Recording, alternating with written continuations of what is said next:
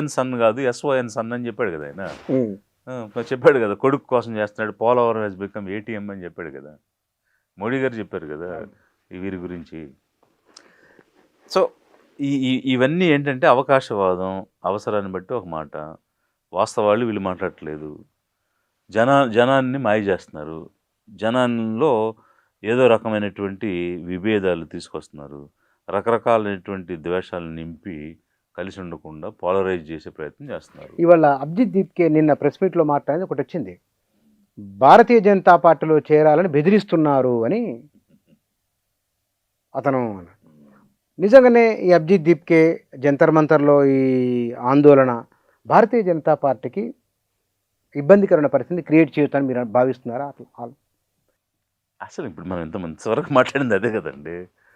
ఇప్పుడు వాళ్ళ రీబర్త్ అన్నారు, అది దేశంకి, మొత్తం దేశానికి, దేశం కోల్పోయింది అనుకున్నది తిరిగి వచ్చింది అంటున్నా. అంటే తప్పిపోయిన కుమారుడు వెనక్కి వచ్చినట్టు అయింది. అంటే ఇన్నాళ్ళుగా ప్రజాస్వామ్యంలో ఏదైనా మనం మాట్లాడవచ్చు, మనకు ఆర్టికల్ 19 ఫ్రీడమ్ ఇచ్చింది అనే భావనలో ఉన్నారు. ఏది 2014 వరకు జనం, 14 నుంచి 26 మధ్యలో సడన్గా అది పోయిందనే భావనకి వెళ్ళిపోయారు. ఆ పోయింది తిరిగి వచ్చిందని చెప్తున్నాను నేను. ఇక్కడ నా ప్రశ్న ఏమిటి సార్ అంటే, గెలుపు ఓటములపైన ప్రభావం ఉంటుందా? మానసిక భావననేమో పోయిందనుకున్నది వచ్చిందని ఒక భావన మీరు వ్యక్తం చేసింది. ఈవీఎంలు ఇందాక మాట్లాడుకున్నాం, మనం అధికారం అని అనుకున్నాము. అభిజిత్ దీప్కే కాక్రోచ్ల ఎఫెక్టు భారతీయ జనతా పార్టీని అధికారాన్ని దూరం చేయబోతున్నదా? మీకు అనిపిస్తున్నదా అట్లేమన్నా? ఇప్పుడు అభిజిత్ ఇచ్చిన రిపోర్ట్ కనుక నిజమైతే, ఏదో న్యూస్లో వచ్చిందని మీరు అంటున్నారు కదా, బెదిరిస్తున్నారు బీజేపీ అని అన్నారు కదా, అది ఇఫ్ ఇట్ ఈస్ ట్రూ వచ్చింది, తాటికేంత అక్షరాలతో వచ్చింది. That means it is a living witness. అంటే ఇంకొక సజీవ సాక్ష్యం ఏమిటి? ఇప్పుడు తెలుగుదేశం ఎంపీలు 4 బీజేపీలోకి వెళ్ళిపోయారు, వాళ్ళందరి మీద కరప్షన్ ఎలిగేషన్స్ ఉన్నాయి 19లో ఓడిపోయిన వెంటనే. లేకపోతే సువేందు అధికారి లక్షలు తీసుకుంటూ పట్టుబడ్డాడు, ఈరోజు బీజేపీలోకి వెళ్ళిపోయి చీఫ్ మినిస్టర్ అయ్యాడు. ఇవన్నీ జరిగాయి. అంటే ఎవడైనా కరప్షన్లో ఉండి బీజేపీకి వ్యతిరేకిస్తే వెంటనే రైడ్స్ జరుగుతాయి, జరిగిన తర్వాత వాళ్ళు భయపడి బీజేపీలోకి వస్తారు, వాషింగ్ మిషన్లో నుంచి క్లీన్ అయిపోయి వస్తారు. ఆ తర్వాత మళ్ళీ కరప్షన్ అనే మాటే రాదు, వాళ్ళ మీద కేసులే ఉండవు అన్నది ఇన్ని రోజుల నుంచి మీలాంటి ధైర్యవంతులు మాట్లాడుతున్నారు. అంటే నిజాన్ని నిర్భయంగా చెప్పేవాళ్ళు మీలాంటి వాళ్ళే చెప్పారు, సోషల్ మీడియాలోనే వచ్చినాయి, మెయిన్ స్ట్రీమ్ ఛానల్స్లో రాలేదు. ఈరోజు అభిజిత్ ఈ మాట చెప్పాడని అంటే ఎవడైనా సరే, ఆడు కరప్ట్ అయినా లేకపోతే బీజేపీకి వ్యతిరేకమైనా మీరు బీజేపీలోకి వచ్చేయండి అని వాళ్ళు బలవంతం చేస్తారు. కరప్ట్ అయితే ఏజెన్సీలను వాడతారు, ఇతను కరప్ట్ కాదు కాబట్టి బెదిరింపు చేశారు. It's a living example. ఇంకెంతకంటే ఏం కావాలి చెప్పండి మీకు. సార్ మీకు రాజకీయ పార్టీల వ్యవహారం చాలా బాగా అర్థమైంది. అంటే ప్రభుత్వంలో భాగమై ఉన్న కారణంగా ఎండొచ్చినాం, బహుశా అనుభవాలతో ఎక్స్ప్లెయిన్ చేస్తున్నారు బాగా. ఇప్పుడు మోర్ దాన్ 30 years అంటే గ్రాస్ రూట్ నుంచి ఒక సబ్ డివిజన్లో జనానికి ఏం కావాలి అని చేసిన, అంటే ఇదే Chandrababu Naidu first chief minister అయిన వెంటనే అప్రిషియేట్ చేసింది నన్నే. ఏ విధంగా? నేను అమలాపురం రెవెన్యూ డివిజన్లో ఇళ్ల స్థలాలు ఇచ్చాను 95లో. ఆయన సీఎం అవ్వడం, నేను అక్కడికి వెళ్ళడం ఒకేసారి జరిగినాయి, రోజుల తేడాలో. సో వెళ్ళిన 6 నెలల్లో ఆయన ఒక ట్రిప్కి వచ్చాడు, అంటే ప్రజల వద్దకు పాలన అనే ప్రోగ్రామ్కి వచ్చాడు. 1 day ఉన్నారు. ఆ రోజు నేను చెప్పా, సో మీరు సీఎం అక్కడ అయినాక నేను ఇక్కడ చేరాను, ఆయనే ఇచ్చాడు ఆర్డర్. ఈ 6 monthsలో నేను 1952 నుంచి ఈ రోజు వరకు 45 సంవత్సరాల్లో కేవలం 12,000 ఇళ్ల స్థలాలు పట్టాలు ఇస్తే ఈ 6 నెలల్లో నేను 18,000 ఇచ్చానని చెప్పా. అది with record, with all details. అదేం స్టేట్మెంట్ కాదు, పొలిటికల్ స్టేట్మెంట్ కాదు. He was surprised. అది ఇక అనేక వేదికల్లో మాట్లాడాడు, క్యాబినెట్లో చెప్పాడు, అసెంబ్లీలో చెప్పాడు, పాలిట్ బ్యూరోలో చెప్పాడు, అనేక వేదికల్లో. ఇలా 50 సంవత్సరాలు కాంగ్రెస్ చేసిన పని మేము 6 నెలల్లో చేసామని చెప్పాడు. పొలిటీషియన్ కదా మరి. సో ఆయన పొలిటికల్గా చెప్పాడు. అది ఎక్కడ అంటే ఇదిగో పలానా అమలాపురం పలానా ఆఫీసర్ అనేది చెప్పారు. అట్లా హీ అప్రిషియేటెడ్ మీ అండ్ అది ప్రచారం కూడా చేశారు నా కోసం. అలా అక్కడ వర్క్ చేయడమే కాకుండా అనేక రిఫార్మ్స్ చేస్తున్న క్రమంలో మళ్ళీ హెడ్ ఆఫీస్ అంటే హెడ్ క్వార్టర్స్కి వచ్చిన తర్వాత కొన్ని పాలసీలు కూడా తీసుకొచ్చాం.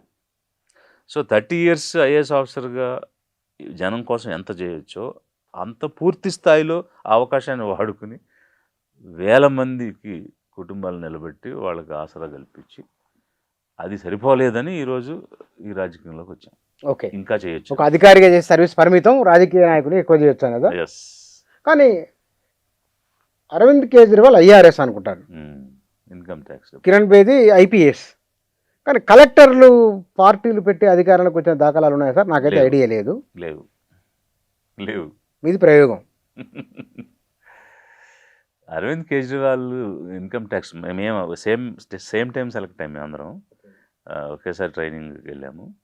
అతను వదిలేశాడు సర్వీస్, వదిలేసి ఆర్టీఐ యాక్టివిస్ట్గా వెళ్ళాడు. వెళ్ళి రైట్ టు ఇన్ఫర్మేషన్ చట్టం వచ్చింది అప్పుడు. ఇంకా తర్వాత ఈ అన్నాజరి ఉద్యమంలో వాటిల్లో వెళ్ళి అలా వెళ్ళిపోయాడు ఆయన. బట్ కిరణ్ బేడి ఏమీ పాలిటిక్స్లోకి రాలేదు, ఐపీఎస్లోనే ఉండి రిటైర్ ఉద్యమంలో ఉండి ఉద్యమం నుంచి తర్వాత బీజేపీకి. ఇప్పుడు ఆ ఉద్యమం నడిపించింది బీజేపీ కదా అనుకోండి, ఆర్ఎస్ఎస్ఏ కదా. దానికి చాలా ఎగ్జాంపుల్స్ నేను చెప్పాను.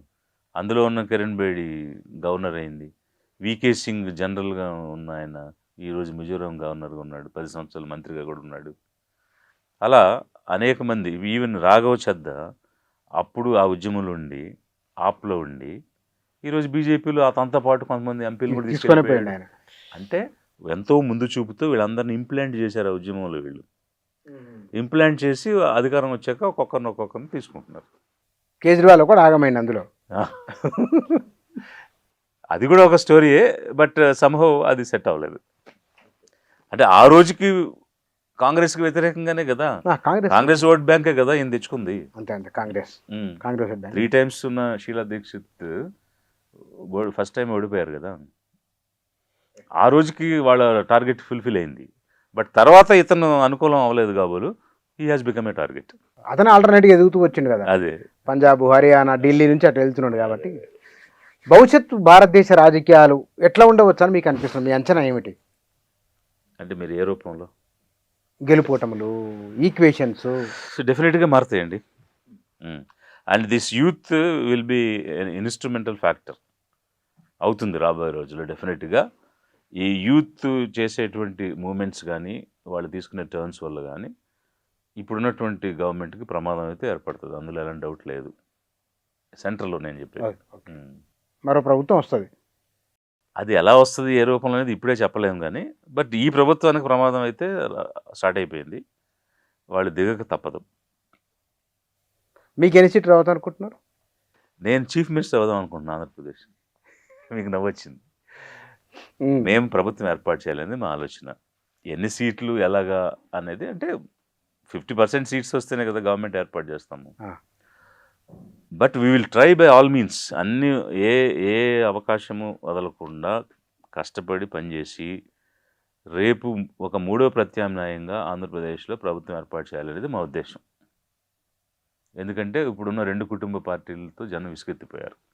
అయితే ఈ కుటుంబం లేదా ఆ కుటుంబం, ఈ ఫ్యామిలీ రూల్ నుంచి ఆంధ్రప్రదేశ్ని లిబరేట్ చేయాలనేది మా ఉద్దేశం, విముక్తి పరచాలని. ఓకే, అందుకే liberation Congress, liberation of the poor from poverty, పేదలని పేదరికం నుంచి, రాష్ట్రాన్ని ఈ 2 కుటుంబాల నుంచి, వాళ్ళు పడే కష్టాల నుంచి నష్టాల నుంచి విముక్తి.